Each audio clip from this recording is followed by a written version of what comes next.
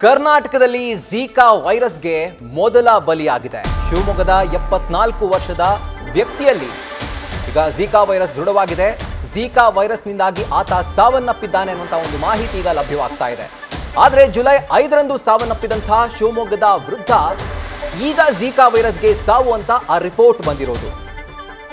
ಇದರ ಒಂದು ಶಂಕೆಯನ್ನು ವ್ಯಕ್ತಪಡಿಸಿದಂತಹ ಆರೋಗ್ಯ ಇಲಾಖೆ ಇಂದು ಝೀಕಾ ವೈರಸ್ನಿಂದಲೇ ಸಾವು ಅಂತ ದೃಢಪಡಿಸಿದೆ. ಇದರಿಂದಾಗಿ ನಮ್ಮ ರಾಜ್ಯದ ಮೊದಲ ಝೀಕಾ ವೈರಸ್ನಿಂದ ಸಾವನ್ನಪ್ಪಿದಂತಹ ವ್ಯಕ್ತಿ ಅಂದ್ರೆ ಆ ಒಂದು ಸಾವಿನ ಸಂಖ್ಯೆ 1ಕ್ಕೆ ಏರಿಕೆಯಾಗಿದೆ. ಇವತ್ತು ಮೊದಲ ಬಲಿ ಝೀಕಾ ವೈರಸ್ ನಮ್ಮ ರಾಜ್ಯದಲ್ಲಿ ಪಡೆದಿರೋದು. ಶಿವಮೊಗ್ಗದ 73 ವರ್ಷದ ವೃದ್ಧ ಜುಲೈ 5ರಂದೇ ಆತ ಸಾವನ್ನಪ್ಪಿದ. ಆದರೆ ಆತನ ರಿಪೋರ್ಟ್ ಇವತ್ತು ಬಂದಿದೆ. ಇವತ್ತು ಆತ ಝೀಕಾ ವೈರಸ್ನಿಂದಾನೇ ಸಾವನ್ನಪ್ಪಿದ್ದಾನೆ ಅನ್ನುವಂಥ ಒಂದು ರಿಪೋರ್ಟ್ ಅನ್ನ ಆರೋಗ್ಯ ಇಲಾಖೆ ಈಗ ದೃಢಪಡಿಸಿರೋದು. ಇದರಿಂದಾಗಿ ನಮ್ಮ ರಾಜ್ಯದ ಮೊದಲ ಝೀಕಾ ವೈರಸ್ನ ಬಲಿ ಈಗ ದಾಖಲಾಗಿರೋದು. ಇದ್ರ ಬಗ್ಗೆ ಹೆಚ್ಚಿನ ಡೀಟೇಲ್ಸ್ ಅನ್ನ ಕೊಡ್ತಾರೆ ನಮ್ಮ ಪ್ರತಿನಿಧಿ ಪ್ರಸನ್ನ. 73 ವರ್ಷದ ವೃದ್ಧ ಮೊದಲ ಬಲಿಯಾಗಿರೋದು ಝೀಕಾ ವೈರಸ್ಗೆ. ಹೆಚ್ಚಿನ ಡೀಟೇಲ್ಸ್ ಏನಿದೆ ನಿಮ್ಮ ಬಳಿ? ರಾಹುಲ್, ಏನು ಶಿವಮೊಗ್ಗದ ಒಂದು ಬಡಾವಣೆ ವಾಸಿಯಾಗಿರುವಂತ 74 ವರ್ಷದ ವೃದ್ಧರು ಮೂಲತಃ ಅವರಿಗೆ ಜ್ವರ ಕಾಣಿಸ್ಕೊಳ್ಳುತ್ತೆ, ಬೇರೆ ಬೇರೆ ಆರೋಗ್ಯದಲ್ಲಿ ಏರುಪೇರು ಕಾಣಿಸ್ಕೊಳುತ್ತೆ, ಹಾಗೇನೆ ಅವರಿಗೆ ಬೇರೆ ಬೇರೆ ಆರೋಗ್ಯ ಸಮಸ್ಯೆಗಳಿರುತ್ತೆ. ಈ ಹಿನ್ನೆಲೆಯಲ್ಲಿ ಅವ್ರ ಕುಟುಂಬಸ್ಥರು ಹಾಸ್ಪಿಟಲ್ಗೆ ದಾಖಲು ಮಾಡಿದಾಗ ಅವರಲ್ಲಿ ಸಸ್ಪಿಷಿಯಸ್ ಮೂಡುತ್ತೆ. ಅಂದ್ರೆ ಝೀಕಾ ವೈರಸ್ಗಳು ಲಕ್ಷಣ ಸೋಂಕಿರಬಹುದೇನೋ ಅಂತ ಹೇಳ್ಬಿಟ್ಟು ಅಂತ ಅಂದ್ರೆ ಜೂನ್ 21ನೇ ತಾರೀಕು ಅವರು ಹಾಸ್ಪಿಟಲ್ಗೆ ಅಡ್ಮಿಟ್ ಆದಂತಹ ಸಂದರ್ಭದಲ್ಲಿ ನಡೆದಂತಹ ಪ್ರಯೋಗಗಳನ್ನ ಮತ್ತೆ ಮಾಡಿದಂತ ಟೆಸ್ಟ್ಗಳಲ್ಲಿ ಸ್ವಲ್ಪ ಅವರಿಗೆ ಡೌಟ್ ಬರುತ್ತೆ. ಹಾಗಾಗಿ ಅದನ್ನ ಹೆಚ್ಚಿನ ಪರೀಕ್ಷೆಗೋಸ್ಕರ ಮೇಲ್ನ ಅಂದ್ರೆ ಮೇಲ್ನ ಉನ್ನತ ಮಟ್ಟದ ಲ್ಯಾಬ್ಗಳಿಗೆ ಕಳಿಸ್ಕೊಡ್ತಾರೆ. ಆ ಸಂದರ್ಭದಲ್ಲೂ ಕೂಡ ಅದು ಡೌಟ್ ಇರುತ್ತೆ, ಅಂದ್ರೆ ಅದು ಸಸ್ಪಿಷಿಯಸ್ ಇರುತ್ತೆ ಝೀಕಾ ಇರ್ಬೋದೇನೋ ಅಂತ.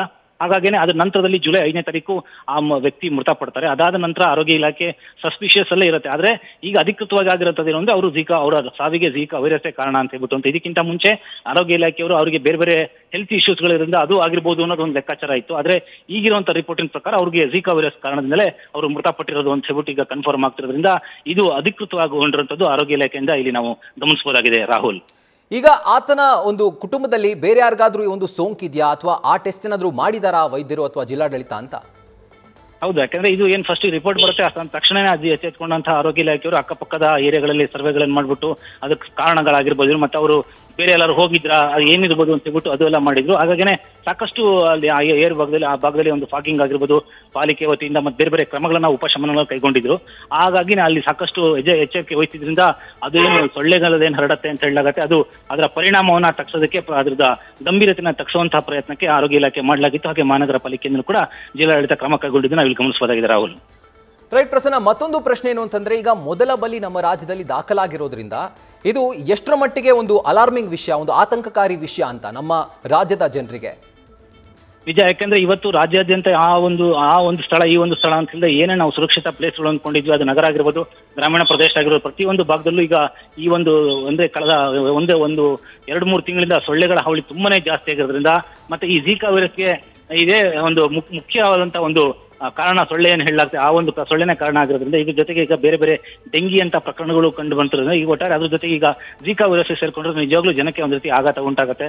ಅಂದ್ರೆ ತಾವು ವಾಸ ಮಾಡ್ತಿರುವಂತ ಸುತ್ತಮುತ್ತಲ ಪ್ರದೇಶದಲ್ಲಿ ಇಂಥ ಒಂದು ಪರಿಸ್ಥಿತಿ ಇದ್ರೆ ಹೇಗಪ್ಪ ಅಂತ ಹೇಳ್ಬಿಟ್ಟು ಆ ಒಂದು ಚಿಂತೆ ಅವ್ರನ್ನ ಕಾಡ್ತಿರುವಂತದ್ದು, ಆತಂಕ ಕಾಡ್ತಿರೋದು. ಹಾಗಾಗಿ ಅದಕ್ಕೋಸ್ಕರನೇ ಸರ್ಕಾರ ಆಗಲಿ ಅಥವಾ ಆರೋಗ್ಯ ಇಲಾಖೆ ಈ ಒಟ್ಟಿನಲ್ಲಿ ಅಂದ್ರೆ ಹೆಚ್ಚಿನ ಕ್ರಮ ಕೈಗೊಳ್ಳೋದ್ರ ಮೂಲಕ ಆರೋಗ್ಯ ಸಿಬ್ಬಂದಿ ಮತ್ತೆ ಸ್ಥಳೀಯ ಸಂಸ್ಥೆಗಳ ಮೂಲಕ ಇದ್ರ ಬಗ್ಗೆ ಒಂದಷ್ಟು ಎಚ್ಚರಿಕೆಯಿಂದ ಮುನ್ನೆಚ್ಚರಿಕೆ ಕ್ರಮ ಕೈಗೊಳ್ಳೋದ್ರ ಜೊತೆಗೆ ಜನರಲ್ಲಿ ಇನ್ನಷ್ಟು ಜಾಗೃತಿಯನ್ನು ಮೂಡಿಸಿದ್ರೆ ಸ್ವಲ್ಪ ಅವ್ರಿಗೆ ಇರುವಂತಹ ಆತಂಕನ ಕಡಿಮೆ ಮಾಡಬಹುದು ಅಂತ ಅನ್ಸುತ್ತೆ. Rahul, right Prasanna, thank you ನಿಮ್ಮ ಡೀಟೇಲ್ಸ್ಗೆ.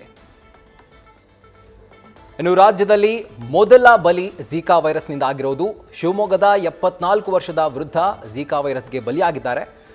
ಅವರು ಜುಲೈ 5ರಂದೇ ಸಾವನ್ನಪ್ತಾರೆ. ಆದರೆ 1 ತಿಂಗಳ ಬಳಿಕ ಆ ರಿಪೋರ್ಟ್ ಬರೋದು, ಅವರು ಇದರಿಂದಾನೇ ಸಾವನ್ನಪ್ಪಿದ್ದಾರೆ ಅನ್ನುವಂಥದ್ದು ದೃಢವಾಗಿದೆ. ರೈಟ್, ಈಗ ಶಿವಮೊಗ್ಗದ DHO ಆಗಿರುವಂತಹ ನಾಗರಾಜ್ ಅವರು ಈಗ ಸಂಪರ್ಕದಲ್ಲಿದ್ದಾರೆ. ಸರ್ ನಮಸ್ತೆ. ನಟರಾಜ್, ನಾನು doctor Nataraj. Yes sir, Nataraj sir. Yes sir, ನಮಸ್ತೆ ಸರ್. ಸರ್, ಈಗ ಝೀಕಾ ವೈರಸ್ ನ ಮೊದಲ ಸಾವು ನಮ್ಮ ರಾಜ್ಯದಲ್ಲಿ ಆಗಿರೋದು, ಶಿವಮೊಗ್ಗದಲ್ಲಿ ಆಗಿರೋದು. 74 ವರ್ಷದ ವೃದ್ಧರು ಜುಲೈ 5ರಂದೇ ಸಾವನ್ನಪ್ತಾರೆ. ಆದ್ರೆ 1 ತಿಂಗಳು ಬೇಕಾ ಸರ್ ರಿಪೋರ್ಟ್ ಬರೋದಕ್ಕೆ? ಸರ್ ಇಲ್ಲ, ಇದು ಹಳೆ ಕೇಸನೇ. ಇದು ಹಳೆ ಕೇಸನೇ ಸರ್. ಝಿಕಾದಿಂದ ಯಾವುದೇ ಕಾರಣಕ್ಕೂ ಡೆತ್ ಆಗಲ್ಲ ಸರ್. ಅವರು ಅವ್ರಿಗೆ ಏಜು ಕೂಡ ಆಗಿತ್ತು, ಅವ್ರಿಗೆ ಮೆಸ್ಸೇನಿಯಾ ಗ್ರೇವಿಸ್ ಇದರಿಂದ ಅವರು ಬಳಲ್ತಾ ಇದ್ರು.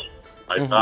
ಓಕೆ, ಬೇರೆ ಬೇರೆ ರೀಸನ್ ಇಂದ ಇದನ್ನ ನಾವು ಯಾಕೆ ಅಷ್ಟು ಇದನ್ನ ಗಂಭೀರವಾಗಿ ತಗೊಳ್ತೀವಿ ಅಂದ್ರೆ ಜಿಕಾ ವೈರಸ್ ಇದು ಗರ್ಭಿಣಿಯರಲ್ಲಿ ಆಗ್ಬಾರ್ದಷ್ಟೇ. ಯಾಕೆಂದ್ರೆ ಗರ್ಭಿಣಿಯರಲ್ಲಾದ್ರೆ ಹುಟ್ಟ ಮಗುಗ್ ತೊಂದರೆ ಆಗುತ್ತೆ ಅಂತ. ಓಕೆ, ಅಂದ್ರೆ ಹುಟ್ಟ ಮಗುಗೆ ಮೆದುಳು ಬೆಳೆಯಲ್ಲ. ಓಕೆ, ಮೈಕ್ರೋಸೆಫೆಲಿ ಅಂತ ಕರಿತೀವಿ ನಾವು. ಆಯ್ತಾ. ಜಿಕಾ ವೈರಸ್ ಇಂದ ಯಾವುದೇ ಕಾರಣಕ್ಕೂ ಡೆತ್ ಆಗಲ್ಲ ಸರ್, ಬೇರೆ ಕಾರಣದಿಂದನೇ ಆಗದು. ಹೌದು ಸರ್, ಹೌದು ಸರ್. ಹಾಗಾಗಿ ನಾವು ಇದನ್ನ ಅವಾಗ್ಲೇನೆ ಹೇಳಿದ್ದು. ಇವತ್ತು ಏನಾಯ್ತು ಅಂದ್ರೆ ನೀವು ಇದನ್ನ ಹೇಳಿದ್ನಲ್ವಾ, ಬೆಳಿಗ್ಗೆ ಮಾನ್ಯ ಆರೋಗ್ಯ ಮಂತ್ರಿಗಳು ಹೇಳ್ತಿರೋದ, ನೀವು ಯಾವ್ದು ಹೇಳ್ತಿರೋದು ಹೇಳಿ ಸರ್? ಇಲ್ಲೇ ಈಗ ರಿಪೋರ್ಟ್ ಆಗಿದೆ, ಶಿವಮೊಗ್ಗದ 74 ವರ್ಷದ ವೃದ್ಧರು ಸಾವನ್ನಪ್ಪಿದ್ದಾರೆ ಅಂತ. ಅಂದ್ರೆ ಜುಲೈ 5ನೇ ತಾರೀಕು ಅವರು ಸಾವನ್ನಪ್ಪಿದ್ದಾರೆ ಅಂತ. ಇಲ್ಲ ಸರ್, ಇಲ್ಲ ಸರ್, ಅದು ಹಳೆ ಸರ್, ಅದು ಕನ್ಫ್ಯೂಸ್ ಮಾಡ್ಕೊಂಡಿದ್ದಾರೆ ಅಷ್ಟೇ, ಏನಿಲ್ಲ. ಓಕೆ, ಓಕೆ, ಕನ್ಫ್ಯೂಸ್ ಮಾಡ್ಕೊಂಡಿದ್ದಾರೆ ಅಷ್ಟೇ. Okay sir, thank you. Okay sir, thank you ನಿಮ್ಮ ಕ್ಲಾರಿಫಿಕೇಶನ್ಗೆ. ಸೊ ಶಿವಮೊಗ್ಗದ DHO ಆಗಿರುವಂತಹ ಡಾಕ್ಟರ್ ನಟರಾಜ್ ಅವರು ಒಂದು ಸ್ಪಷ್ಟಪಡಿಸಿದ್ರು. ಏನು ಅಂತಂದ್ರೆ ಝೀಕಾ ವೈರಸ್ನಿಂದ ಡೈರೆಕ್ಟ್ ಆಗಿ ಸಾವು ಸಾಧ್ಯವಾಗೋದಿಲ್ಲ, ಆದರೆ ಗರ್ಭಿಣಿಯರು ಈ ಒಂದು ಸೋಂಕಿನಿಂದ ಹುಷಾರಾಗಿರಬೇಕು. ಯಾಕೆ ಅಂತಂದ್ರೆ ಅವ್ರಿಗೇನಾದ್ರೂ ಈ ಒಂದು ಸೋಂಕು ತಗುಲಿದ್ರೆ ಹುಟ್ಟೋ ಮಗುವಿನ ಮೆದುಳಿನ ಬೆಳವಣಿಗೆ ಆಗೋದಿಲ್ಲ, ಬ್ರೈನ್ ಡೆವಲಪ್ ಆಗೋದಿಲ್ಲ. ಹಾಗಾಗಿ ಅವರು ಜಾಗೃತಿಯನ್ನು ವಹಿಸಬೇಕು ಅಂತ ಡಾಕ್ಟರ್ ನಟರಾಜ್ ಅವರು ನ್ಯೂಸ್ ಫಸ್ಟ್ ಮೂಲಕ ಸ್ಪಷ್ಟಪಡಿಸಿದ್ದಾರೆ. ನ್ಯೂಸ್ ಫಸ್ಟ್ ನಿರ್ಭೀತಿಯಿಂದ ನಿಮ್ಮ ಪರವಾಗಿ.